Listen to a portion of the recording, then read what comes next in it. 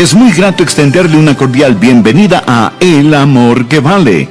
Hemos estado hablando acerca del hogar. El resultado de un hogar piadoso, un hogar feliz, son hijos felices. Mi esposa y yo hemos adoptado el siguiente versículo en nuestras vidas. La generación de los rectos será bendita. Su generación será poderosa en la tierra.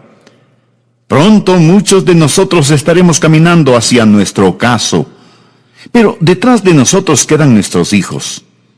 Puedo hacerle una pregunta personal. ¿Qué clase de legado, de herencia, está usted dejando? No estoy hablando de riquezas. Ni siquiera estoy hablando de acumulación de conocimientos. ¿Cuál va a ser la herencia perdurable para su hogar? Esa es una buena pregunta, ¿no le parece? Por favor, busque Deuteronomio, capítulo 5, versículo 29. Hoy quiero hablarle acerca del hogar, acerca de la familia y cómo celebrar la familia.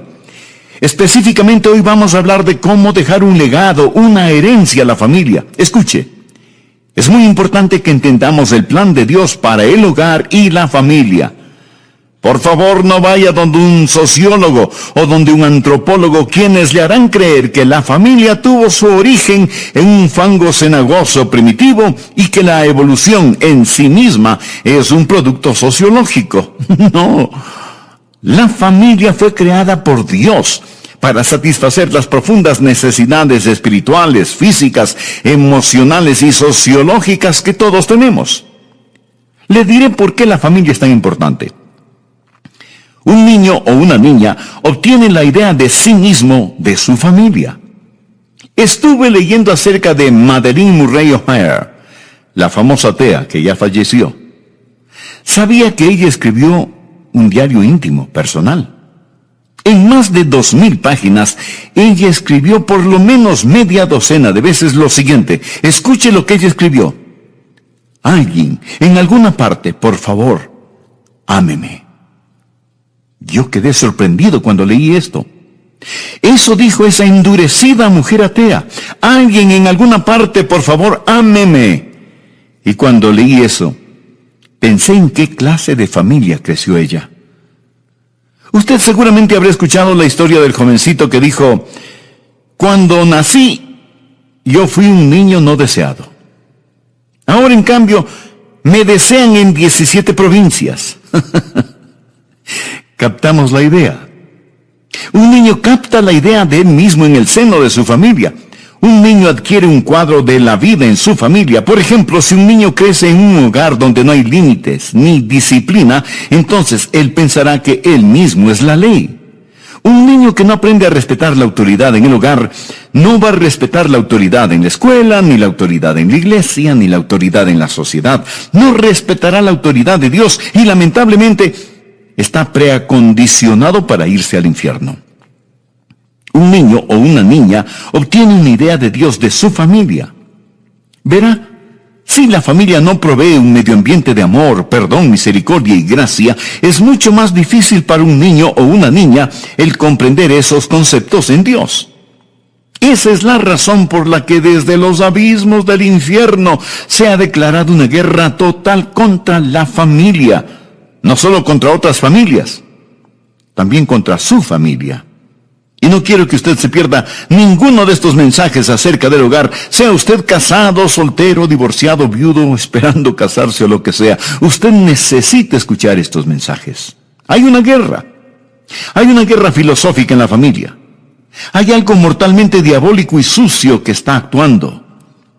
El doctor James Dobson, a quien amamos y respetamos, informó sobre la 4ª Conferencia Mundial para Mujeres, celebrada años atrás en Beijing, China. Ahora, mundialmente, en esta conferencia sobre mujeres, se habló, por ejemplo, de la desconstrucción del género. Déjeme decirle cuál es la meta que esperan establecer. Se lo voy a leer, dice así. La meta es dar a cada miembro de la raza humana 5 géneros de entre los cuales puede escoger, en vez de solamente 2. Ahora Dios en el comienzo creó a un varón y a una hembra. Pero ellos dicen, bueno, Dios no hizo un buen trabajo. Nosotros vamos a dar 5 géneros de donde poder escoger. Cuando estemos libres de prejuicios tradicionales, una persona puede decidir ser hombre o mujer, homosexual o lesbiana o transexual. Algunos querrán probar todos con el tiempo. La homosexualidad es considerada un equivalente moral a la heterosexualidad. Sin embargo, para las mujeres, la preferida relación de amor es lesbiana por naturaleza. De esta manera, la opresión masculina puede ser negada. La inseminación artificial es el método ideal de producir un embarazo. Una compañera lesbiana tendrá los mismos derechos paternales que históricamente se conceden a un padre biológico. Hasta aquí el artículo.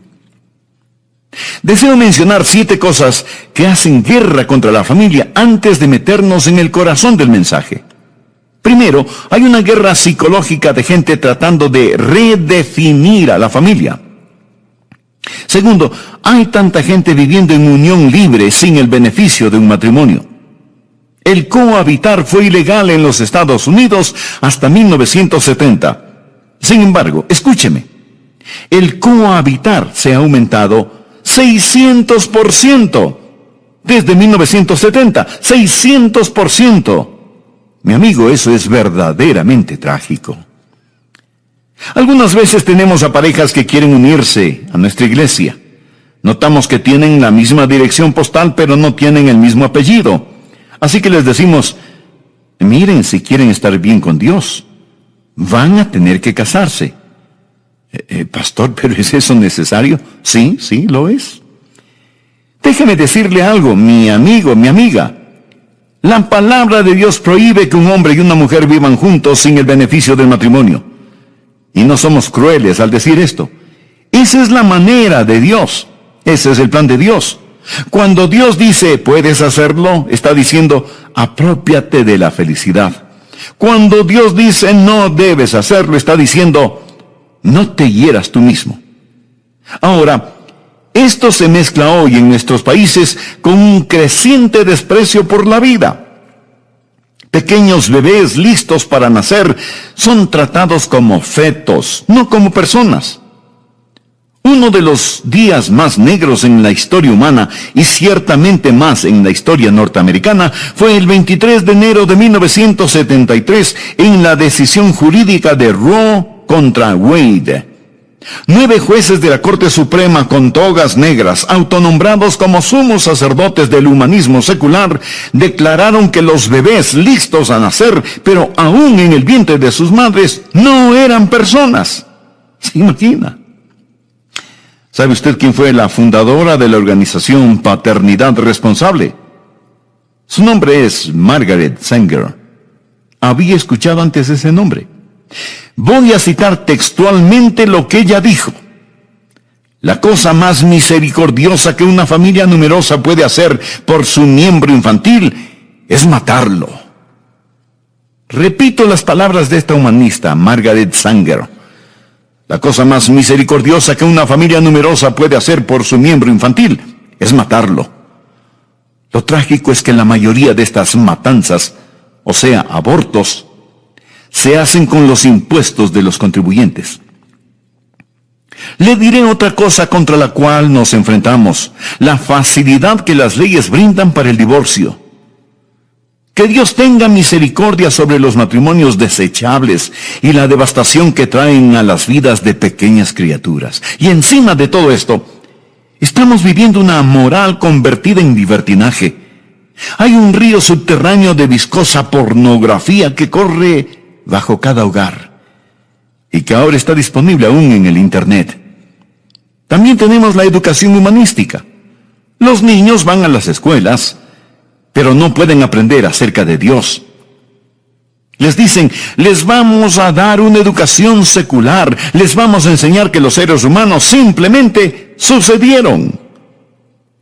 Los padres fundadores de nuestra nación dijeron que todos los hombres fueron dotados por su Creador con ciertos derechos inalienables. Pero ahora no se puede decir que fueron creados. ¿Por qué es ilegal el decir que hay una creación? Porque si hay una creación, debe haber un creador. Pero usted no puede decir eso. Usted no puede enseñar acerca de la creación. Me encanta lo que Bill Gothard dice al respecto. Cuando le decimos a un niño que un sapo puede convertirse en un príncipe, lo llamamos un cuento de hadas. Pero cuando ese niño crece, lo llamamos evolución. La educación humanística y todo eso está mezclado con la ignorancia de muchos que asisten a las iglesias los domingos por las mañanas y se identifican como creyentes evangélicos. Ahora quiero darles los primeros 2 principios de 5 principios para dejar un legado. Pero antes quiero que se imagine que está en un funeral. Todo silencio, quietud. Se oye la música de un órgano. La gente está allí y todos vienen a ver el cadáver en el ataúd. Usted mira a la gente pasar, uno a la vez. Entonces usted ve a su familia venir y pararse allí. Está su esposa, sus hijos, y de pronto se da cuenta que este es su funeral. Ellos le miran a usted en el ataúd. El religioso oficiante, que pudo haberle conocido a usted muy bien o no, está diciendo algunas cosas en términos generales. Lee el Salmo 23 y el capítulo 14 de Juan, pero su familia está ahí. Así que, imagínese, es su funeral.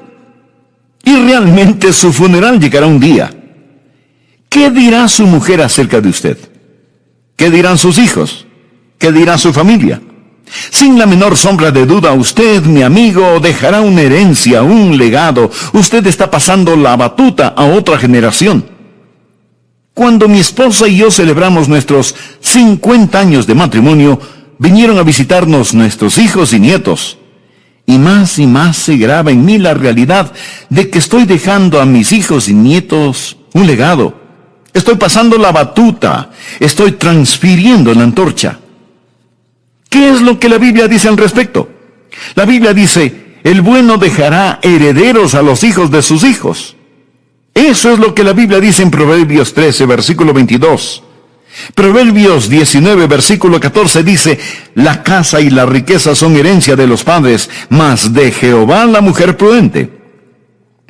Pero no solo habla de dinero y casas. En Proverbios 20, 7 leemos, camina en su integridad el justo, sus hijos son dichosos después de él. Amigo, después de que usted desaparezca, ¿qué dirá de usted su esposa? ¿Qué es lo que van a recordar sus hijos acerca de usted? El primer principio, entonces, es el principio de la prioridad. ¿Cuáles son sus prioridades?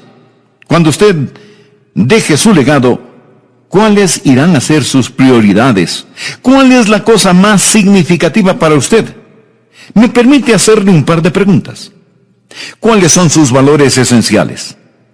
¿Por qué estaría usted dispuesto a morir? ¿Saben sus hijos cuáles son sus valores esenciales? ¿Creen sus hijos o sus nietos que hay ciertas cosas por las cuales usted está dispuesto a morir? Por favor, escuche con atención lo siguiente.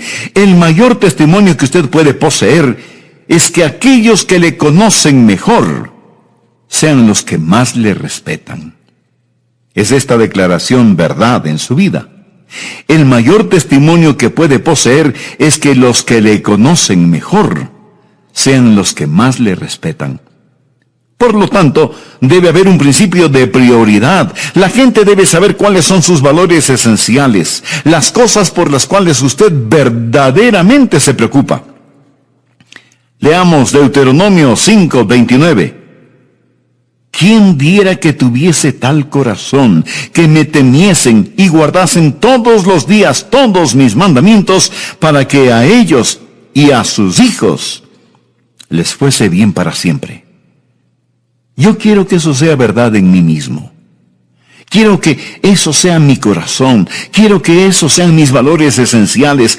Quiero que eso sea la cosa por la cual estaría dispuesto a entregar mi vida. Eso no siempre tiene que ser solo en las cosas grandes o nobles. Algunas veces las cosas pequeñas son más importantes.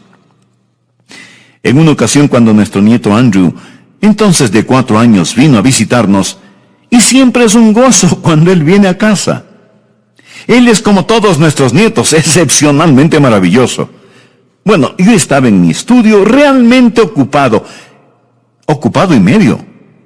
Él entró en mi estudio, me miró de frente y me dijo: ¿sabes, abuelito? Voy a tener que irme a casa después de un rato. La verdad es que él no tendría que irse sino después de unas 5 horas, pero según él, tendría que irse después de un rato. Y luego añadió: abuelito, si es que vamos a jugar juntos, no tenemos mucho tiempo. Miré a mi nieto, miré mi escritorio, dejé mi lápiz, dejé lo que estaba haciendo, salimos al jardín, jugamos y después entramos y nos pusimos a ver la película Pinocho. Escúcheme, mi amigo, debe haber un principio de prioridad. ¿Cuáles son sus valores esenciales? ¿Por qué usted estaría dispuesto a morir ahora? ¿Por qué causa? Ahora, enganchado a ese principio de prioridad está el segundo principio. Si es que usted va a dejar un legado, y es el principio de propósito. Verá, si usted tiene una prioridad y no la acopla a su vida con un propósito, su prioridad no sirve para nada. Deuteronomio 6:1 dice: estos pues son los mandamientos, estatutos y decretos que Jehová vuestro Dios mandó que os enseñase, para que los pongáis por obra en la tierra la cual pasáis vosotros para tomarla.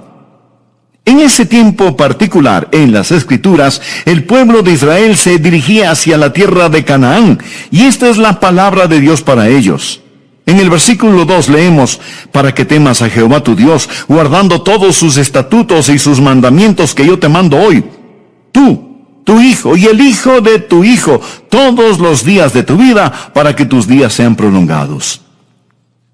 Hablemos acerca de su propósito. Pregunto: ¿tiene usted alguna meta en la vida para usted mismo? ¿Tiene algunos deseos para sus hijos? ¿Cuáles son los deseos que tiene para ellos? Usted dice: bueno, yo oro por mis hijos. Muy bien, pero ¿qué es lo que ora por sus hijos? Ora por la salud de ellos.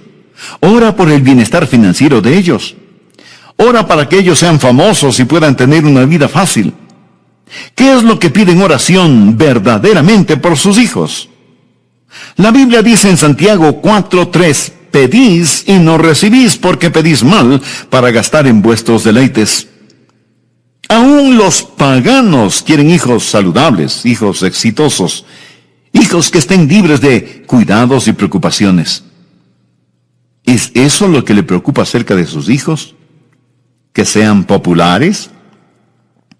¿Cuántos de ustedes podrían orar y decir: querido Dios, qué bendición sería si llamaras a mi hijo al ministerio, si llamaras a mi hijo o a mi hija al campo misionero?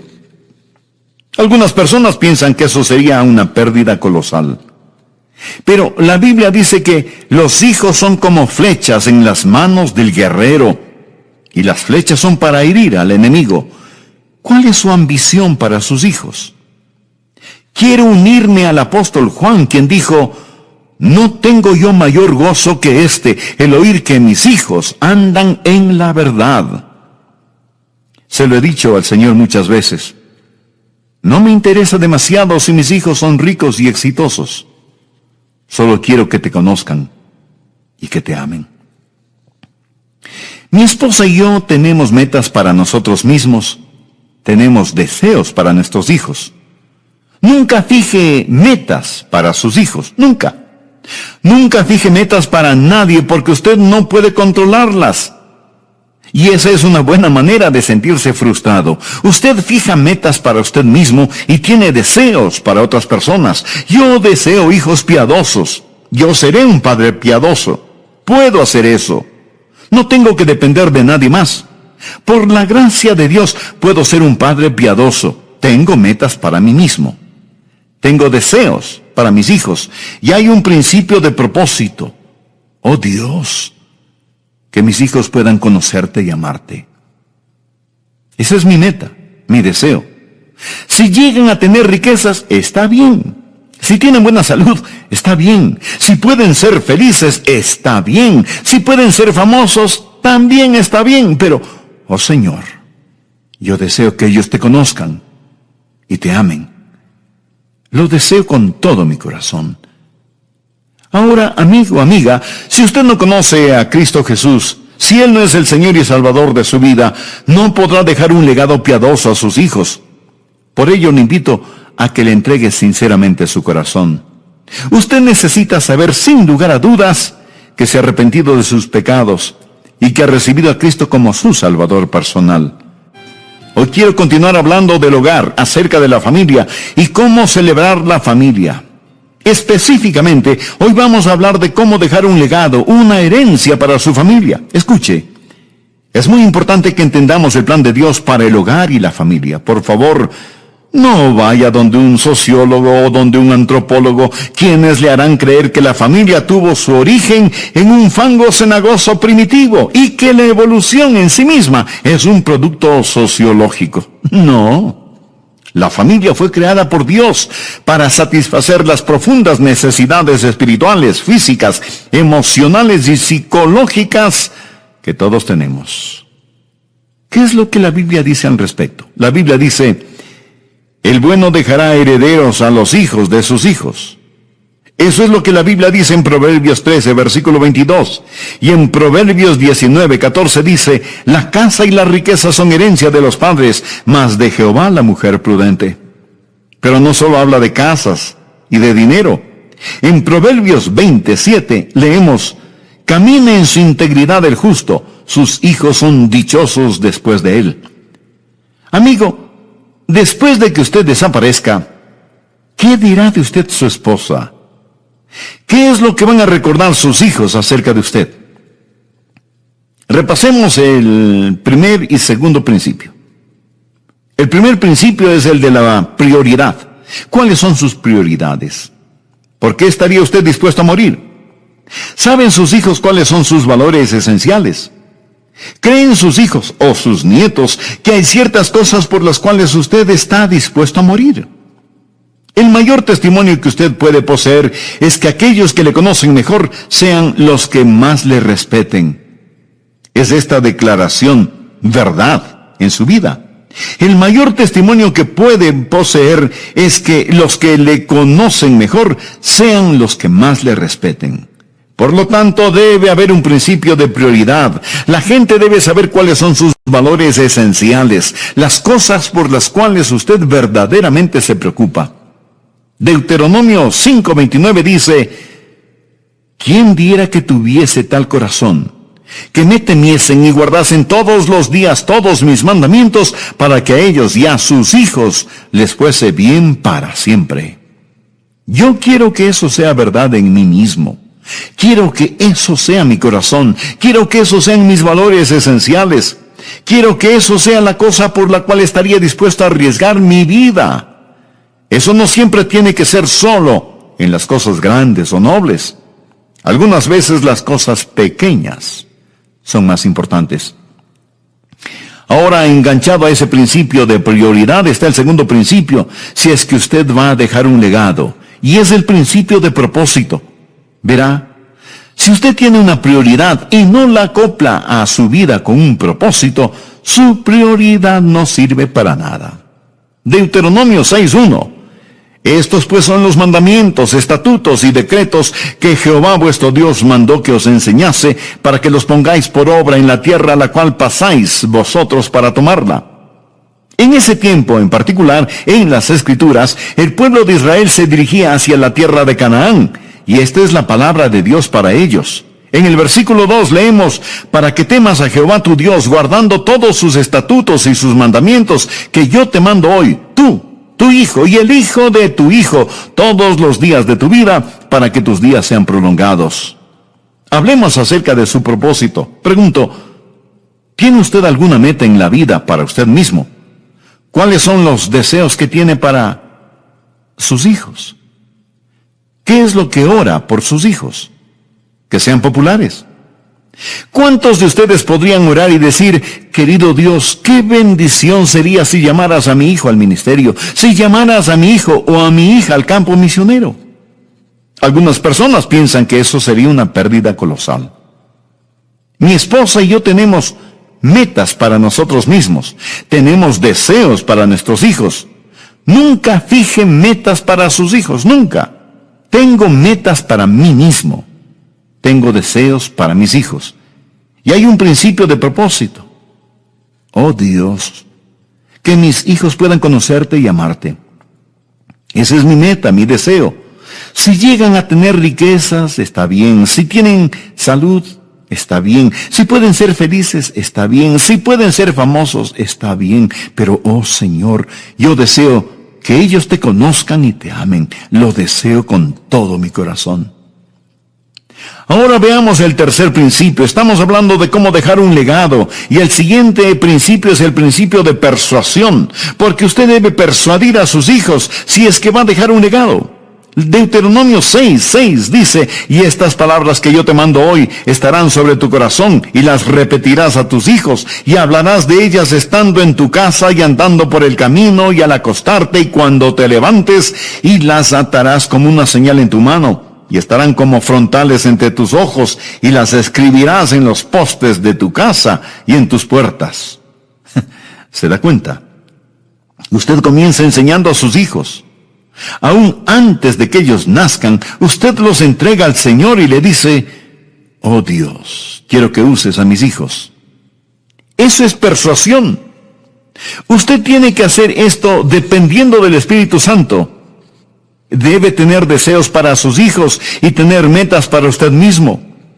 Sus metas son todas las cosas que ese padre dijo que quería hacer. Pero hay un principio de persuasión. Lo mismo es verdad en la predicación. Antes de venir a predicar, me hago acuerdo a mí mismo y se lo digo al Señor: oh Dios, dependo de ti para que lo que yo diga sea verdad. Pero tú, Señor, tendrás que enseñar a las personas. Tú tendrás que abrir sus corazones. Y eso es verdad con cualquier mensaje que escuche.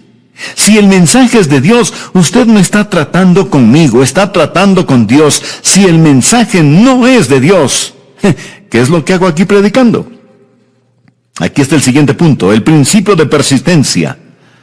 Leamos otra vez el versículo 7. Y las repetirás a tus hijos, y hablarás de ellas estando en tu casa, y andando por el camino, y al acostarte, y cuando te levantes, día tras día, al empezar el día y al terminar el día, de semana en semana, año tras año, a tiempo y fuera de tiempo, línea sobre línea, un poquito aquí, otro poquito allá. Algunas veces usted pensará que ha fracasado. Algunas veces dirá: querido Dios, ¿en qué me equivoqué? ¿Por qué habrá puesto Dios a los jóvenes y a los de edad media juntos? A veces digo que la razón por la que los nietos aman a los abuelos es porque ambos tienen el mismo enemigo. Permítame decirle lo que un anciano me dijo una vez: Adrián, alguna vez pensarás que has fracasado, pero permanece allí, mantente siendo fiel y nunca te rindas. Tu Padre Celestial no te da por perdido y tú nunca debes abandonar a ese niño tan especial. Y antes de que se nos acabe el tiempo, veamos el último punto, el principio de la posesión. Quiero que note aquí lo que dice Deuteronomio 6:18. Y haz lo recto y bueno ante los ojos de Jehová para que te vaya bien, y entres y poseas la buena tierra que Jehová juró a tus padres. Por favor, subraye la frase: poseas la buena tierra que Jehová juró a tus padres, para que él arroje a tus enemigos de delante de ti, como Jehová ha dicho. Mañana, cuando te preguntare tu hijo diciendo: ¿qué significan los testimonios y estatutos y decretos que Jehová nuestro Dios os mandó? Entonces dirás a tu hijo: nosotros éramos siervos de Faraón en Egipto, y Jehová nos sacó de Egipto con mano poderosa. Jehová hizo señales y milagros grandes y terribles en Egipto, sobre Faraón y sobre toda su casa, delante de nuestros ojos, y nos sacó de allá para traernos y darnos la tierra que juró a nuestros padres. Por favor, subraye también esa frase: y nos sacó de allá para traernos y darnos la tierra que juró a nuestros padres. En este punto vamos a detenernos por un momento, porque esto es tal vez la parte más importante de este mensaje. Estamos hablando de cómo dejar un legado. Estamos hablando acerca del principio de posesión. Dios dice: te voy a dar una tierra. Y cuando vayas a esa tierra, tus hijos preguntarán: Padre, ¿por qué mantenemos estas leyes? ¿Por qué mantenemos estas ordenanzas? De lo que está hablando aquí primordialmente es acerca de la Pascua. Usted puede leer esta historia en Éxodo capítulos 12 y 13. Dios sacó al pueblo de Israel fuera de la tierra de Egipto, la cual representa el mundo, la carne y el demonio. Él los trajo a través del desierto a la tierra de Canaán. La Biblia dice que todas estas cosas les sucedieron a ellos para que sean ejemplo para nosotros. Esto es historia, es literal, historia verídica, pero es más que simplemente historia. Es una de las más profundas lecciones espirituales que debemos aprender.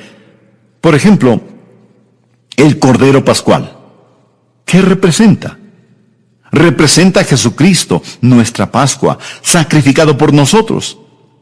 Así que cuando ellos pusieron la sangre del cordero en los postes de las puertas de sus casas, cuando ellos comieron el cordero asado, cuando salieron fuera de Egipto, los esclavos fueron puestos en libertad. Ellos fueron liberados.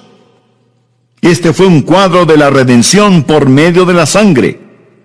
Pero tuvieron que cruzar el desierto y permanecieron en el desierto por 40 años, cuando ese viaje pudo haber tomado solo unos pocos días. Pero estuvieron errantes en el desierto por 40 años. Se suponía que debían ir a Canaán. Canaán era la tierra del vino, del aceite, de los higos, de las uvas y de las granadas. Era una tierra de plenitud. Rocas y montañas y ríos y árboles y bosques. Abundancia. Representa la vida llena del Espíritu. Esto es cierto. Usted lo puede leer en el libro de Hebreos, que la tierra de Canaán es una analogía, un cuadro de la vida llena del Espíritu. Ahora quiero hacerle una pregunta. Usted verá que esto sucede muchas veces. Como pastor, he visto que esto sucede muy a menudo. ¿Cómo es que el diablo atrapa a los hijos de nuestras mejores familias? Y no diga que esto no sucede, porque sí sucede. Estoy hablando acerca de personas verdaderamente salvas, que cantan en el coro, que sirven en el diaconado, que son maestros de la escuela dominical, que saben diezmar, que viven una vida buena y moderada, que están disponibles cuando su iglesia las necesita. Sin embargo, el diablo atrapa a sus hijos. ¿Cómo es que el secuestrador atrapa a los hijos de las mejores familias en la iglesia? ¿Cómo sucede eso? Bueno, la clave está en este pasaje sobre el cual estamos hablando. Dios dice que hay un principio de posesión. Miremos otra vez el versículo 20. Mañana, cuando te preguntare tu hijo diciendo: ¿qué significan los testimonios y estatutos y decretos que Jehová nuestro Dios os mandó? Entonces dirás a tu hijo: nosotros éramos siervos de Faraón en Egipto, y Jehová nos sacó de Egipto con mano poderosa, y nos sacó de allá para traernos y darnos la tierra que juró a nuestros padres. ¿Me permite decirle cuál es el problema con muchas familias? Ellas han salido de Egipto, pero no han entrado en Canaán. Eso es. Son salvas, van rumbo al cielo. Y si usted lee el capítulo 13 de Éxodo, verá que Dios prohibió al pueblo de Israel el celebrar la Pascua en el desierto. Ellos debían celebrar la Pascua en la tierra de Canaán. Ellos la celebraron una vez en el desierto porque tenían maíz y podían hacer panes sin levadura, pero la mayoría del tiempo que estuvieron en el desierto, ¿qué es lo que comieron? ¿Lo sabe? Pues comieron el maná. Y el maná era una representación del Señor Jesucristo, pero se suponía que ellos no vivirían siempre con el maná. Se puede imaginar a un jovencito de unos 13 años nacido en el desierto. Ellos estuvieron allí por 40 años. Suficiente tiempo para que muchos niños nazcan. Este jovencito nace en el desierto. Nunca le preguntó a su mamá: mamá, ¿qué hay para el desayuno? ¿Había maná? Nunca le preguntó a su madre: ¿y qué vamos a almorzar hoy? ¿Había maná? Nunca le preguntó a su mamá: ¿y qué tenemos para cenar? Pues había maná. Maná por la mañana, al mediodía, maná al anochecer, solo maná. ¿Se puede imaginar el comer maná los 365 días del año tras año, semana tras semana? Ahora este jovencito oye a sus mayores hablar acerca de Egipto. ¿Cómo era la vida allá? Escucha sermones acerca de Canaán, lo que debía ser. Él está en el desierto. Los adultos habían salido de Egipto, pero Dios los había sacado de allí para traerlos hacia acá, y ahora caminaban en círculos. Ahora, supóngase que el padre tiene la audacia de decirle a su hijo: hijo, vamos a celebrar. El hijo está sentado sobre una roca caliente. Su papá está sentado sobre un cacto. Las serpientes se cruzan bajo el candente sol y el hijo pregunta: papá, ¿y qué es lo que vamos a celebrar? Hijo, vamos a celebrar lo que Dios ha hecho por nosotros. Y el jovencito mira a su alrededor y piensa: ¿y qué es lo que Dios ha hecho por nosotros? Miren esto. Y estoy tan hastiado de comer maná que hasta podría gritar. Él ha escuchado todas las historias acerca de Egipto, de los berros, del ajo, de las cebollas y de los melones. Ha escuchado sermones relacionados con Canaán. Él nunca ha visto Canaán. Su mamá y su papá no están viviendo en Canaán. No están viviendo victoriosamente. No están poseyendo sus posesiones. Dios los sacó no para que permanezcan en el desierto, sino para traerlos a la tierra prometida.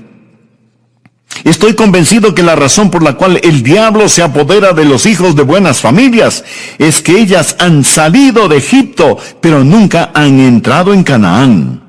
Están peregrinando en el desierto, marchan en círculos, nunca se los ve victoriosos. Sus hijos le ven a usted victorioso. Ven ellos la realidad. Hay el principio de posesión.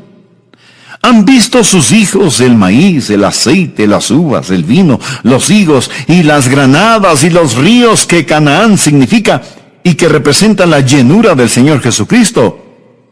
¿O solo escuchan sermones sobre eso los domingos? Yo creo que ese jovencito, cuando escucha a su papá tratar de celebrar en el desierto, le dirá: bueno, papá, si esto es todo lo que tenemos para celebrar, ¿no crees que sería mucho mejor regresar a Egipto? Ellos habían salido, pero él quería regresar. Mi amigo, usted va a dejar un legado, usted va a dejar una herencia, y es mejor que haya una prioridad. Es mejor que usted vea las cosas más importantes, aparte de su relación con Dios. Es su familia. Y es mejor que haya un propósito y una persuasión y una persistencia y una posesión. Dios lo sacó de su esclavitud, de su pena y oscuridad, para traerlo a la gloriosa tierra de la abundancia y de la luz. Creo que lo mejor que podemos hacer quienes ya somos salvos como padres y madres es orar: oh Dios, enséñame cómo caminar en victoria. Señor, sácame de este desierto. Quiero ser un cristiano con la llenura de tu espíritu, viviendo victoriosamente. Uno de estos días mis hijos estarán frente a mi ataúd. No creo que a ellos les interese cuál ha sido el promedio de asistencia a la escuela dominical. No creo que a ellos les interese cuán grande es el presupuesto de nuestra iglesia. No creo que a ellos les interese cuántos libros he escrito, y dudo que ellos hayan leído alguno de mis libros. Tal vez los han revisado ligeramente, pero no me atrevería a tomarles un examen sobre uno de mis libros. Pero sí deseo que ellos puedan decir: papá amaba a Dios y nos amaba a nosotros también. Amigo, estamos dejando un legado. Usted no lo sabe.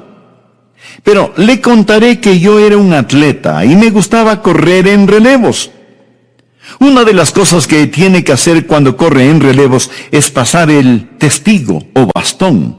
No era esa mi especialidad, pero lo hice algunas veces. Y hay un tiempo cuando usted corre solo. Luego está corriendo junto a un compañero, lado a lado, y él trata de correr a su misma velocidad. Y cuando los dos han sincronizado la velocidad, usted le entrega el bastón en sus manos, y él sigue la carrera y usted sale de la pista y mira a su compañero correr hacia la meta. Algunos de ustedes no tienen hijos. Están corriendo por ustedes mismos. Pero hay unos pocos y preciosos años cuando usted corre al lado de alguien. Así que no pierde esos años. Amigo, usted no puede tener un hogar cristiano. Usted no puede dejar ningún legado si es que no conoce al Señor Jesucristo como su Salvador personal. Jesús murió para salvarle. Él resucitó para salvarle. Él vive para salvarle. Él quiere salvarle. Yo le prometo, basado en la autoridad de la palabra de Dios, que si usted se lo pide, Él le salvará. Eso significa que todos sus pecados serán perdonados, enterrados en la tumba del olvido de Dios. Significa que Dios, por medio de su Santo Espíritu, vendrá a vivir en su corazón y le dará vida, paz, poder y propósito como usted nunca antes ha conocido.